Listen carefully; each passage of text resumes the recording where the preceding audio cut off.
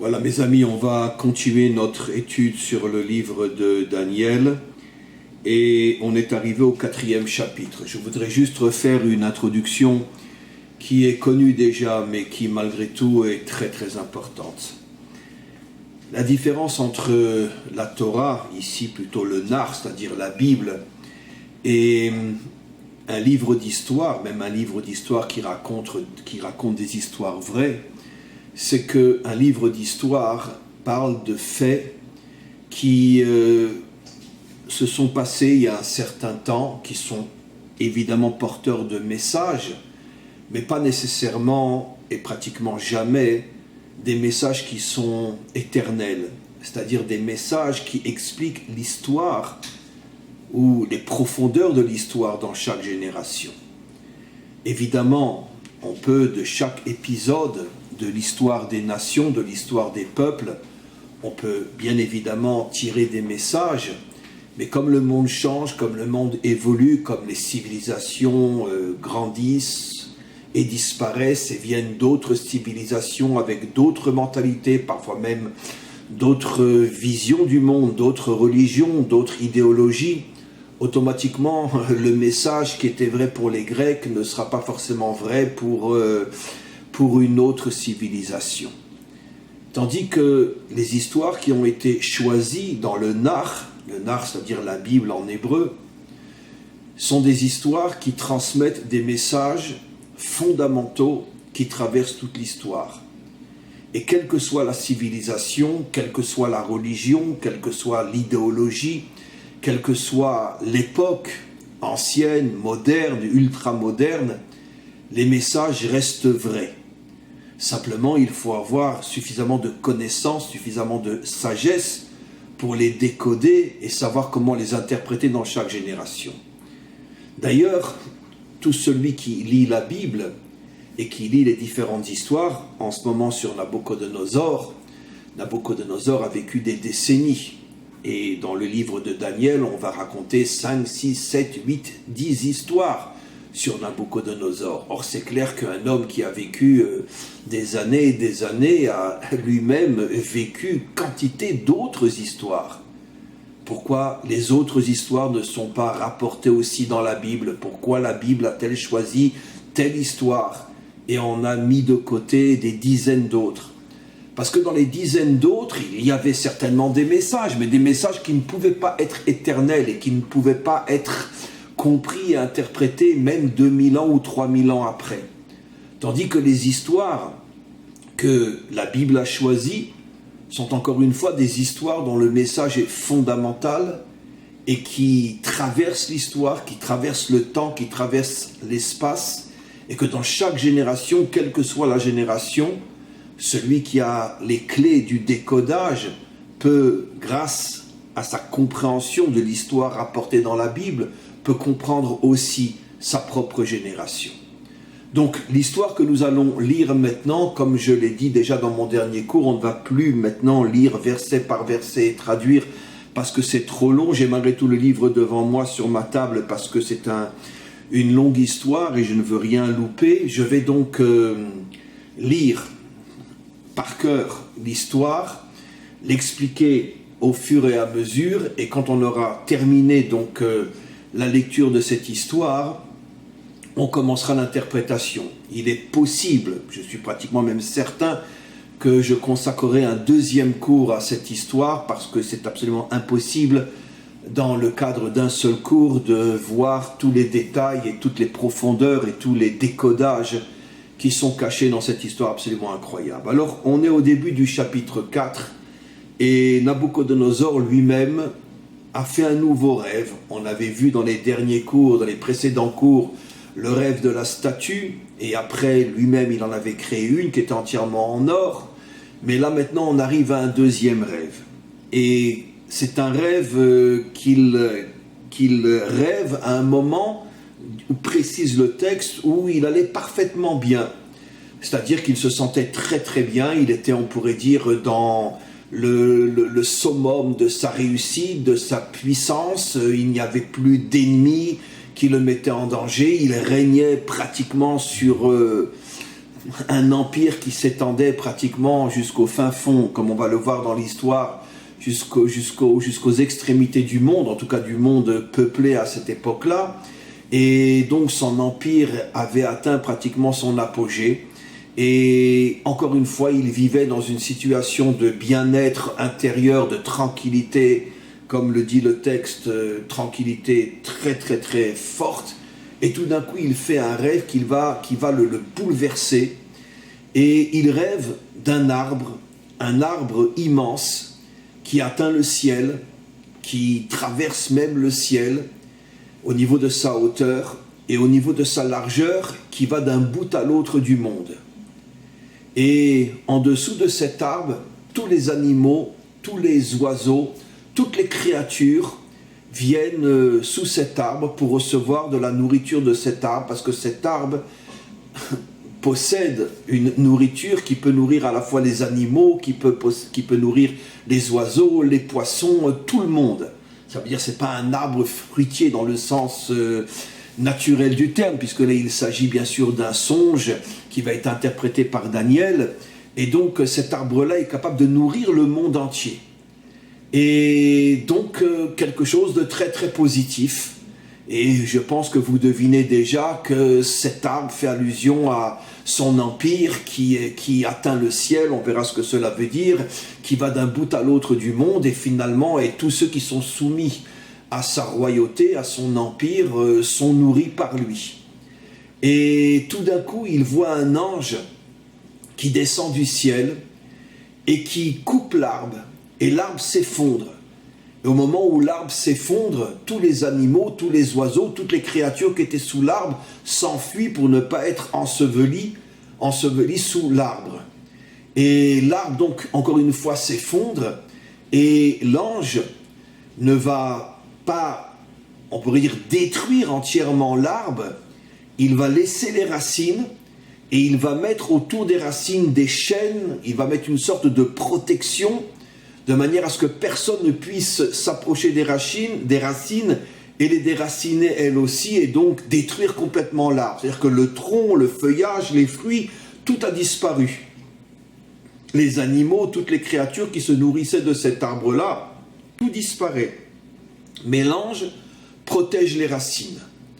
Voilà donc le rêve que fait Nabuchodonosor. Il se réveille le matin affolé, parce que bon, j'imagine que vous imaginez qu'il a compris que cet arbre-là faisait allusion à son empire qui va jusqu'au ciel. On va interpréter bien sûr dans quelques instants, qui va d'un bout à l'autre du monde. Il a la prétention de nourrir l'humanité tout entière, ça veut dire qu'il se prend finalement pour le bon Dieu. Je commence à interpréter. C'est ça le sens de cet arbre qui va jusqu'au ciel, c'est-à-dire j'ai pas besoin de Dieu. C'est le problème fondamental de tous les dirigeants, de tous les puissants, que ce soit sur le problème dans le domaine politique, dans le domaine de l'argent. Ça veut dire qu'ils s'imaginent que finalement c'est eux les maîtres du monde. C'est pour ça que le texte nous dit que l'arbre monte jusqu'au ciel. Ça veut dire j'ai pas besoin de toi, ma puissance est capable d'être dans le ciel aussi. Elle va d'un bout à l'autre de la terre, et finalement toutes les créatures, tout ce qui existe a besoin de moi. C'est moi finalement le Dieu. C'est le problème de tous les dirigeants qui, finalement, le pouvoir, la puissance leur monte à la tête et ils se prennent pour Dieu. C'est intéressant de noter aussi, bien qu'on n'a pas encore vu vraiment l'interprétation, c'est intéressant de noter que les créatures qui viennent sous l'arbre sont appelées des animaux ou des oiseaux. Mais pourquoi n'est-il pas dit clairement que ce sont aussi des êtres humains? Alors la raison est, vous la devinez aussi, parce que dans un monde dirigé par un homme qui se prend pour Dieu, les créatures, les hommes sont transformés en animal, en mouton. Ça veut dire que vous suivez le berger et vous la fermez. Et le premier qui ouvre sa bouche, il est exécuté. Le premier qui dit la vérité, c'est le problème de toutes les puissances. Et c'est vrai aussi, comme je l'ai déjà dit des milliards de fois, dans les démocraties, parce que la seule différence entre une démocratie et une dictature, c'est que la démocratie s'arrange pour que la vitrine reste suffisamment séduisante pour que personne ne puisse imaginer qu'on est en train d'écraser les peuples. Mais le fait est que le premier qui dérange vraiment, on s'arrange pour, s'il est en moto, lui envoyer un camion pour qu'il soit écrasé. Vous vous rappelez l'histoire de Coluche.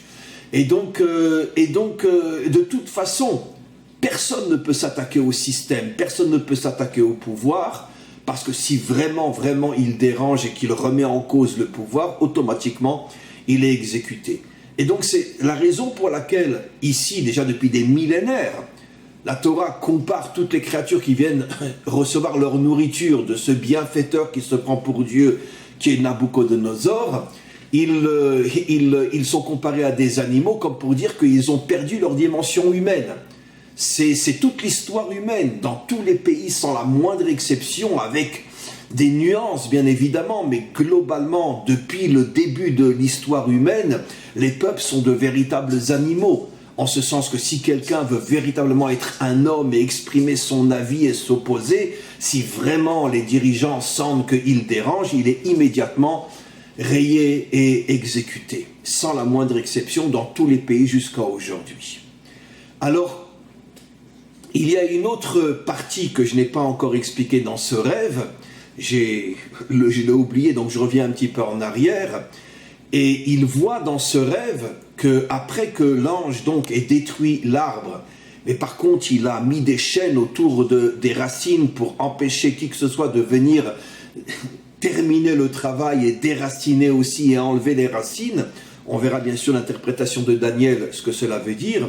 Et il y a une autre partie que j'ai complètement oubliée, que je vais dire maintenant, et il voit Nabucodonosor que finalement, il est lui-même transformé en animal, et il va quitter le monde humain, il va perdre sa dimension humaine, et il va vivre au milieu des animaux pendant 7 ans, et seulement après, au bout de 7 ans, il reviendra. Donc ça, c'est la fin du rêve que j'avais oublié.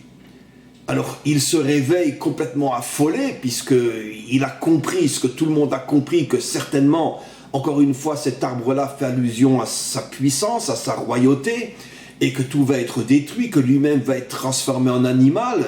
On pourrait dire mesure pour mesure.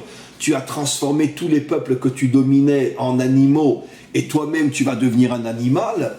Tu vas perdre la raison. Le verset dit plus encore que le fait qu'il va être transformé en animal, il va perdre complètement la raison, il va devenir fou pendant 7 ans, et il appelle tous ses conseillers, tous ses sorciers, tous ses magiciens, tous ses conseillers, il leur révèle le rêve qu'il a fait, il attend une réponse, et personne n'est capable de lui expliquer réellement ce qu'est ce rêve. Et j'imagine que tous ont dû plus ou moins lui expliquer que son royaume allait s'écrouler, mais d'un autre côté, il y a des points que personne n'arrive à expliquer. Pourquoi les racines sont entourées de chaînes? Qu'est-ce que signifie le fait que je vais devenir fou, je vais devenir un animal pendant 7 ans, puis après je vais revenir à ma royauté? De quoi il s'agit? Il veut une explication claire. Et donc quand il voit que personne n'est capable de lui répondre, alors il fait appel à Daniel et il lui dit: toi Daniel, je sais que l'Esprit divin est en toi, je sais que personne comme toi est capable d'interpréter les rêves les plus secrets, les plus compliqués, les plus profonds, donc je te demande, je vais t'expliquer mon rêve, je te demande donc de l'interpréter. Et on va voir après quelle est l'interprétation. La question qui se pose, c'est pourquoi n'a-t-il pas directement appelé Daniel, puisqu'on l'avait déjà vu dans les précédents cours, depuis que Daniel avait été capable de lui interpréter le secret donc de cette statue et qu'aucun de ses autres conseillers n'avait été capable de le faire, il s'était même prosterné devant lui, il le considérait comme un dieu et en a fait vraiment celui qui est au-dessus de tous. Donc pourquoi ne l'a-t-il pas directement appelé? Alors, l'une des réponses que nos commentaires donnent, c'est parce que comme au fond de lui-même, il sentait qu'il y avait la main du Dieu, du vrai Dieu derrière ce rêve-là, et que finalement c'était une forme de punition d'une certaine manière par rapport à son comportement, de transformer les hommes en animaux et de s'imaginer que c'est lui le Dieu de la terre et le Dieu du ciel. Il hésitait d'appeler Daniel parce que ça le dérangeait d'entendre une vérité qui allait finalement le ramener à ce qu'il est véritablement et le sortir de tous ces fantasmes, de toutes ces illusions qu'ont tous les puissants de se prendre pour le bon Dieu. Et donc il a espéré qu'à travers ces sages et ces magiciens et ces sorciers, il aurait peut-être une réponse qui lui ferait moins mal. Mais quand il a vu que personne n'arrivait à lui donner les réponses à toutes ces questions, il appelle Daniel. Donc il révèle le rêve devant Daniel. Et Daniel lui dit effectivement que ta royauté va tomber complètement. Mais en vérité, Daniel va lui dire quelque chose qui est assez extraordinaire. Il va lui expliquer, il lui fait remarquer que justement que la raison pour laquelle ta royauté va tomber, c'est parce que ton arbre, c'est-à-dire toi, tu te prends pour Dieu, puisque tu montes jusqu'au ciel, tu crois que toute la terre est dépendante de toi, que c'est toi qui décides du sort de l'humanité tout entière, puisque tous sont sous ton arbre. Et puis, l'explication la plus importante, c'est quand il lui explique que cet ange-là, en vérité, il va te rendre fou, tu vas perdre ta dimension humaine, et tu vas devenir un animal pendant 7 ans. Et la raison pour laquelle les racines sont protégées, c'est parce que Hachem te ramènera à ta royauté au bout de 7 ans, lorsque tu prendras conscience qu'en vérité l'homme n'est rien, que le seul et unique véritable dirigeant, pas seulement du ciel mais aussi de la terre, c'est le maître du monde, et que dans toute ta puissance se cache en vérité la volonté d'Hachem, comme on expliquera soit dans le cours d'aujourd'hui, soit le prochain cours. Je pense plutôt le prochain cours parce que j'ai un texte du Zohar que je voudrais vous lire et que j'expliquerai, qui va tout à fait dans le sens du cours d'aujourd'hui, de ce texte-là de Daniel.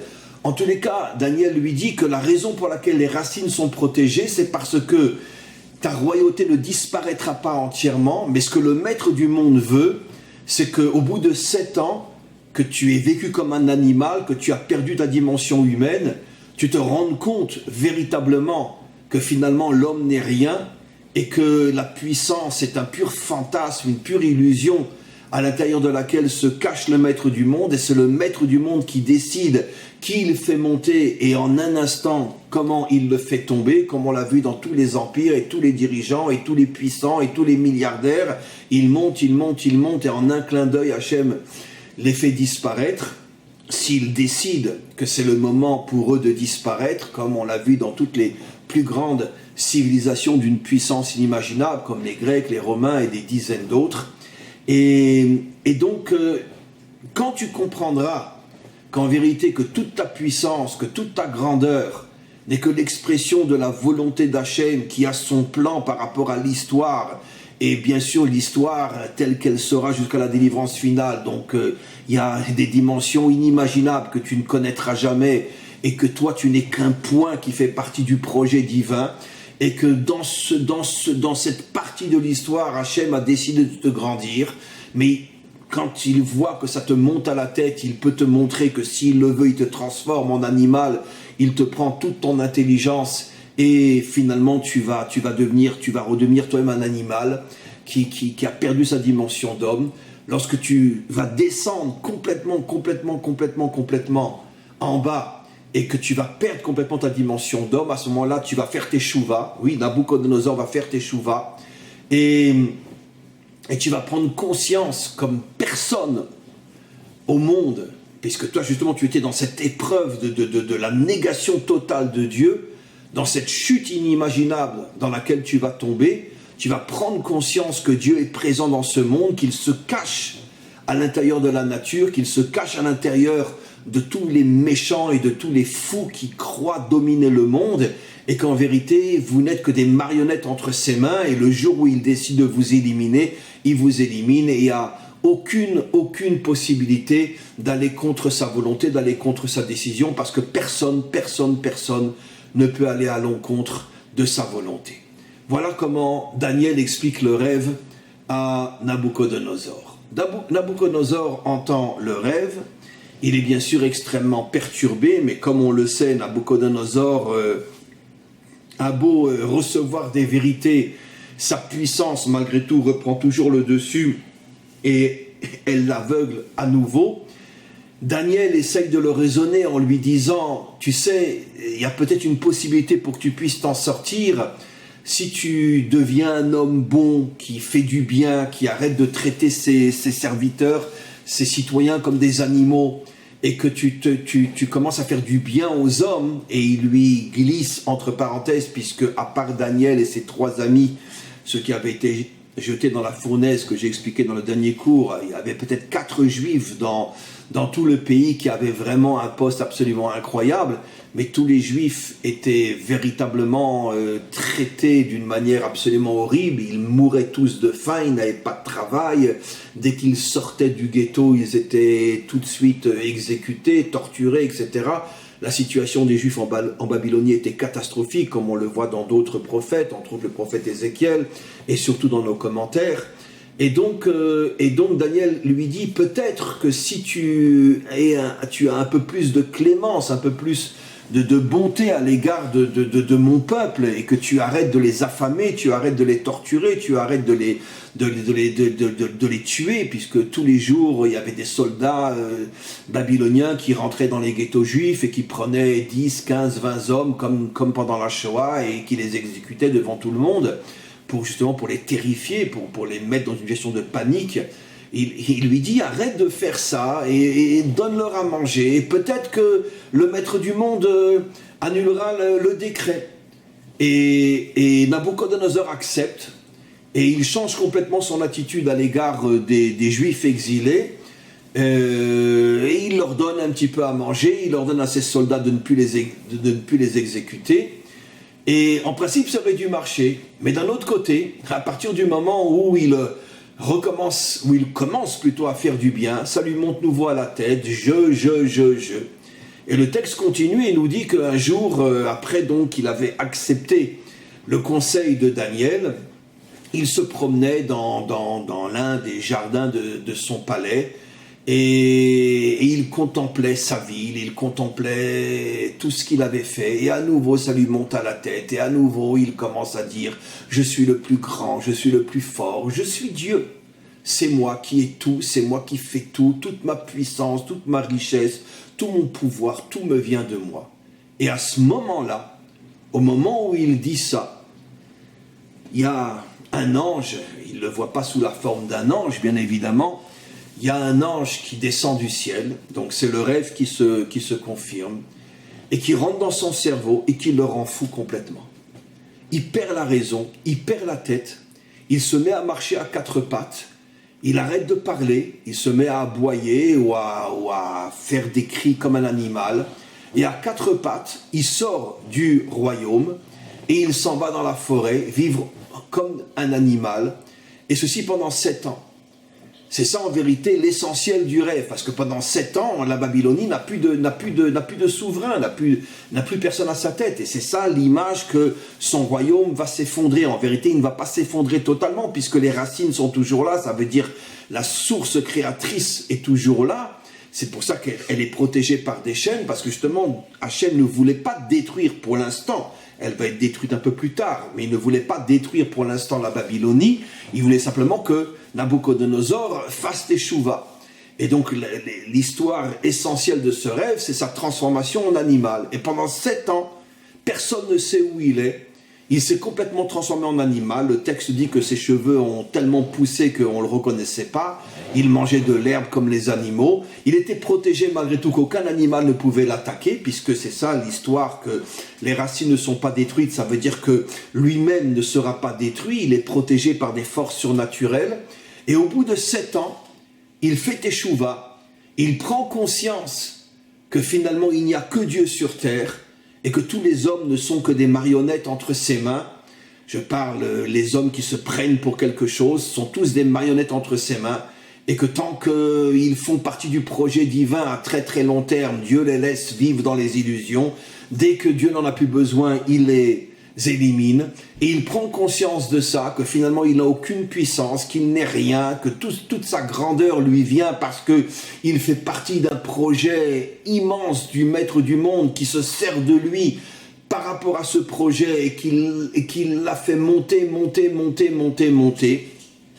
Et maintenant, il le fait redescendre, et donc il fait une teshuva inimaginable, et au moment où de la manière la plus sincère, la plus profonde, la plus authentique, il fait cette teshuva-là, automatiquement, son cerveau lui revient, il se relève, il reprend conscience qu'il est un être humain, et il revient au palais. Au moment où il revient au palais, tout le monde s'étonne, mais où tu étais, mais où tu étais passé, ça fait 7 ans qu'on te cherche.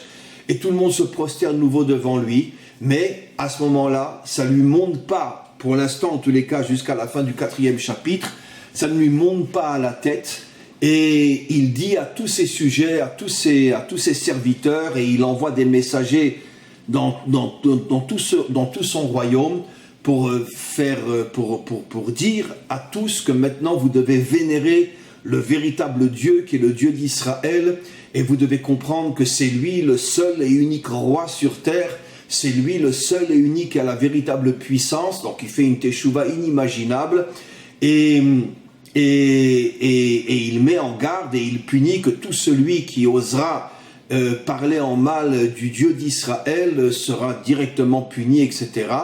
Et finalement, bon, il change complètement. Alors, voilà, c'est la fin de l'histoire, enfin la fin du 4e chapitre. Et donc, évidemment, la question qui se pose, c'est quel est le message pour nous aujourd'hui?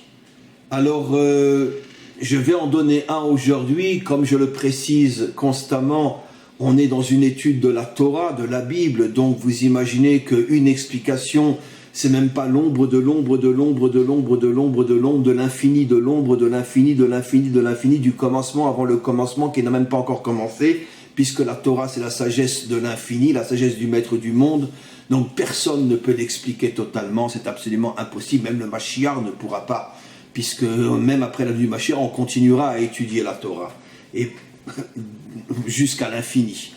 Donc, une explication avec toutes les limites de cette explication. Mais c'est une explication que donnent nos maîtres qui est absolument extraordinaire. Ce rêve-là, en vérité, fait allusion à toute l'histoire humaine. Et finalement, la fin de cette histoire, c'est la délivrance finale. Avec un message absolument extraordinaire. Toute l'histoire humaine qui est concentrée finalement dans le microcosme que représente Nabuchodonosor. Ça sera intéressant après de comprendre pourquoi c'est Nabuchodonosor qui a été d'une certaine manière, comme on l'a vu dans la première histoire avec la statue qui avait différentes formes de matériaux, l'or, l'argent, le cuivre, etc. Ça c'est les précédents cours. Mais pourquoi c'est Nabuchodonosor qui a été choisi pour être le modèle de toute l'histoire humaine? On en parlera, j'espère, encore dans le cours d'aujourd'hui. Pour l'instant, je reviens à ce que nos maîtres expliquent. Ils expliquent en vérité que ce rêve-là fait allusion à toute l'histoire humaine. Comme je l'ai expliqué au début, que le problème que l'on vit jusqu'à aujourd'hui, que les dirigeants, que ce soit des dirigeants sous la forme d'une dictature comme dans les époques anciennes ou aujourd'hui la dictature cachée derrière la vitrine qui s'appelle la démocratie, mais il n'y a absolument aucune différence. Tous les dirigeants finalement se prennent pour Dieu. C'est ce qu'on appelle finalement dans le monde moderne la séparation entre l'Église et l'État.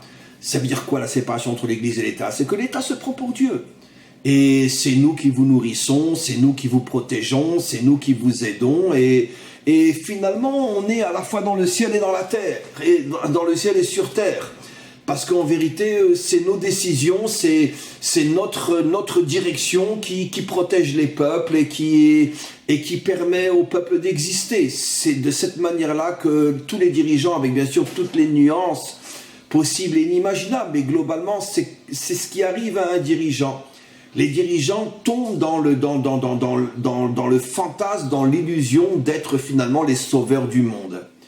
Et c'est encore une fois la raison profonde pourquoi le monde moderne a voulu séparer la religion de l'État, comme pour dire finalement que les idiots aillent à l'église et que les gens intelligents s'occupent de choses réelles qui est le pouvoir. Et c'est ça la véritable explication de la séparation entre l'Église et l'État. Ici en Israël, la séparation entre la synagogue et l'État, c'est exactement le même problème dans tous les pays démocratiques. Ça veut dire les idiots à la synagogue et les gens intelligents à la tête du pays et tous ceux qui contribuent à la construction du pays. Et donc ça leur monte à la tête. Mais le passage le plus important, comme je l'ai déjà expliqué, de ce rêve-là, c'est qu'il va y avoir un moment, juste avant la Teshuvah, c'est-à-dire juste avant la délivrance finale, où les dirigeants vont être complètement fous. Ils vont perdre la raison, ils vont perdre la tête. Ça veut dire déjà avant, ils étaient bouffés d'orgueil et bouffés d'illusions. Mais d'un autre côté, quand ils se prenaient pour un arbre qui va jusqu'au ciel et qui va d'un bout à l'autre de la terre, malgré tout, qu'est-ce que dit le rêve? Tous les animaux étaient sous l'arbre et se nourrissaient. Ça veut dire que, d'une certaine manière, ils avaient transformé les peuples en animaux, mais d'un autre côté, ils les nourrissent, ils les protègent, ils s'occupent d'eux. Ça veut dire, d'une certaine manière, ils ne cherchent pas à détruire les peuples. La seule condition, c'est que vous êtes nos animaux. Et donc, vous n'êtes plus des hommes, mais si vous acceptez d'être des animaux, c'est le cas plus ou moins jusqu'à aujourd'hui, ne vous inquiétez pas, la sécurité sociale, les allocations familiales, les allocations logement, si vous êtes au chômage, vous avez les allocations chômage, s'il y a une guerre, nos soldats vous protègent, mais vous êtes des animaux, parce que nous, on est Dieu. Très bien. Et après, juste avant la délivrance finale, qui est la Teshuvah de Nabucodonosor, on va rentrer dans une situation dans laquelle nous commençons à rentrer maintenant, puisque nous sommes maintenant dans les temps qui précèdent la délivrance finale, où les dirigeants vont perdre complètement la tête. Ça veut dire, c'est plus les dirigeants avant comme, excusez-moi, mais je le dis d'une manière assez sincère, des gens comme Eisenhower ou Churchill ou De Gaulle, ou... Bon, c'est sûr qu'ils avaient tous leurs défauts, c'est sûr qu'ils se prenaient tous pour le bon Dieu, avec toutes les nuances. C'est évident que c'était des hommes qui vivaient dans un empire d'illusions et de fantasmes. Mais d'un autre côté, ils voulaient véritablement faire du bien à leur peuple, à condition bien sûr, que vous êtes mes animaux. Ça veut dire que personne ne bronche et personne n'ose me critiquer. Comme un chien à la maison, tout ce qu'il veut, c'est qu'il peut se reposer quand il veut, il peut manger quand il veut, il va faire pipi quand il veut. C'est ça les peuples. C'est le chien à la maison, il est heureux.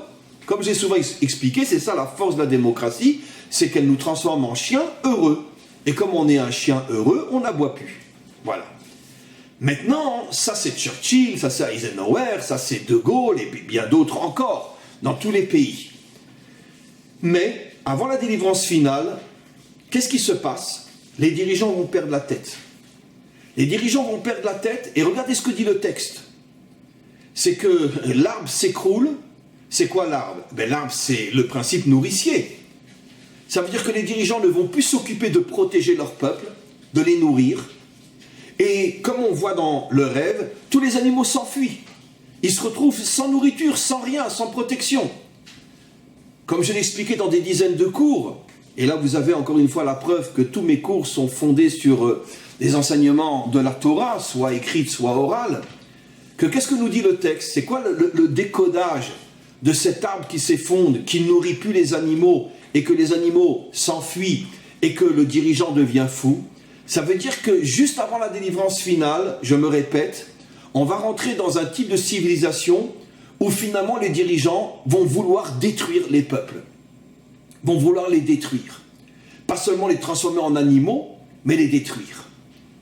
Et pas dans le sens forcément la Shoah, pas forcément dans le sens de guerre, même que j'imagine qu'il y en aura. Mais ça veut dire qu'ils vont perdre la tête. Et même ce qu'ils avaient avant, dans leur orgueil de dire c'est nous qui nourrissons les peuples, c'est nous qui les protégeons, même ça ils vont le perdre. Et d'une certaine manière, c'est ce qu'on commence à voir aujourd'hui, avec toutes ces interdictions de travailler, de ci, de ça, etc. On n'est qu'au commencement. Ici en Israël, on est à 1 million de chômeurs. Et personne n'en parle. On ne sait même pas comment qu'ils arrivent à se débrouiller, parce qu'en Israël, les aides ne sont pas comme en France. Mais même en France, il va y avoir maintenant une quarantaine pendant 1 mois, mais on n'est qu'au début du début. Alors, je sais, vous allez me dire, oui, mais ce n'est pas les dirigeants, c'est le corona, etc. Bon, je vous en supplie, ne rentrons pas dans les détails, parce que je pense que tous ceux qui ont un minimum de bon sens dans la tête savent très bien que tout ça, ce n'est pas le corona. Le corona n'est que utilisé pour... Mais on voit Ici en Israël, les restaurants sont fermés depuis des mois, les hôtels, tout ce qui est, on pourrait dire, tous les métiers qui touchent, on pourrait dire, l'événementiel, tout s'écroule. 1 million de chômeurs. Donc qu'est-ce qu'on est en train de voir? C'est que finalement, les dirigeants sont en train de détruire leur peuple. Et c'est ce qui va se passer dans le monde entier. Le corona n'est que le début du début. Et ma source est ici dans le livre de Daniel. Les dirigeants deviennent fous. Ils deviennent fous. Au lieu de se contenter d'avoir un chien à la maison, maintenant ils veulent détruire le chien. Et tout s'écroule. Mais en vérité, pourquoi?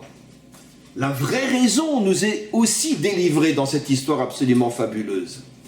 C'est parce que Hachem sait que pour pouvoir ramener le monde à la Teshuvah, qui est finalement la délivrance finale, il faut que tout s'écroule. On n'a pas le choix, mes amis. Vaïerev, vaïvoker. Avant de te lever le matin, tu es obligé d'aller t'endormir le soir, de t'effondrer, de t'écrouler. Tu es épuisé, tu es fatigué, tu dors, tu quittes la réalité. Puisque le rêve, quand on dort, c'est aussi finalement une forme de vie illusoire. Et le matin, tu te réveilles, tu es en pleine forme. C'est un schéma fondamental que nous apprend la Torah ici. On ne peut pas arriver à la Teshuvah des nations, y compris la Teshuvah d'Israël, sans passer par une période d'effondrement total où tout ce qui était plus ou moins, on pourrait dire stable, malgré encore une fois le fait que les peuples étaient des animaux, mais tout ce qui était stable va s'effondrer complètement. Parce que tant que les dirigeants ont le pouvoir, tant que les dirigeants arrivent à nourrir, protéger, etc., ben ça ne fait que renforcer leur orgueil. Mais quand tout va s'écrouler, et qu'eux-mêmes ne sont même pas conscients qu'ils sont manipulés par le maître du monde pour que tout s'écroule, puisque c'est le maître du monde, comme le dit le rêve, c'est un ange qui est descendu, donc c'est une force divine qui va faire que tout s'écroule. Que tout s'écroule, et qu'est-ce qui s'est passé avec Nabuchodonosor quand il est arrivé après 7 ans à vivre comme un animal, et qu'il avait perdu son royaume, et que finalement il n'a plus rien, il s'est transformé en animal à 4 pattes, à ce moment il va prendre conscience, en ayant touché le fond, qu'il n'y a que Dieu sur terre. Eh bien mes amis, ce message absolument incroyable est celui qui nous concerne aujourd'hui. Nous sommes rentrés dans cette période, nous ne sommes encore qu'au début de cette période. Je ne le dis pas d'une manière défaitiste ou pessimiste, mais mon devoir en tant qu'enseignant, c'est de dévoiler la vérité et la réalité telle qu'elle est enseignée par tous nos prophètes, en particulier ici dans le livre de Daniel. Avant la délivrance finale, toutes les nations vont s'écrouler, toute l'économie mondiale va s'écrouler, toutes les règles sociales vont s'écrouler, nos dirigeants vont perdre complètement la tête, comme c'est déjà le cas ici en Israël, où on n'arrive plus à comprendre comment on peut permettre 1 million de chômeurs qui ne sont même pas aidés comme en Europe, parce qu'on n'a pas les moyens que les Européens ont. Et on se dit, mais c'est pas possible. Mais c'est pas possible, ils sont devenus fous. Qu'est-ce qui est plus dangereux? Une famille qui s'écroule, une famille qui n'a plus de quoi manger, les divorces, la violence à la maison, parce qu'il n'y a plus rien à manger, parce que la femme se révolte contre le mari contre la femme, les enfants ne vont plus à l'école, toutes les familles sont en train de s'écrouler en Israël. Ça, c'est plus ou moins dangereux que le corona, qu'on arrête de nous raconter des histoires. Évidemment que le corona est 1 milliard de fois moins dangereux que toute la destruction des familles qu'il y a partout dans le monde aujourd'hui, parce que les gens n'ont plus de travail, parce qu'il n'y a plus d'argent à la maison, parce que les enfants ne vont plus à l'école. En Israël, ça fait des mois que les enfants ne vont plus à l'école et qu'ils deviennent fous. Vous imaginez des gens qui ont 4-5 gosses à la maison, mais comment qu'ils font pour tenir sans devenir dingues? Et ça, c'est moins dangereux que le corona, alors qu'on arrête de nous mentir. Nos dirigeants sont devenus fous, complètement fous. Et sans s'en rendre compte, ils amènent à la destruction de leur nation. Et ce phénomène va se propager dans toutes les nations. Et quand toutes les nations se seront effondrées, à ce moment-là, les nations et surtout les dirigeants vont prendre conscience que finalement l'orgueil les a tués. Et l'humanité tout entière, en tout cas ce qu'il y a de bien dans l'humanité, va revenir vers le maître du monde. Voilà le message absolument extraordinaire de cette histoire. Et Bezrat Hashem, dans un prochain cours, je ramènerai aussi un texte qui parle aussi de la présence d'Hachem, même à l'intérieur de la nature. On parlera ça un petit peu d'après les secrets de la Torah. À tous et à toutes, une très très très bonne journée.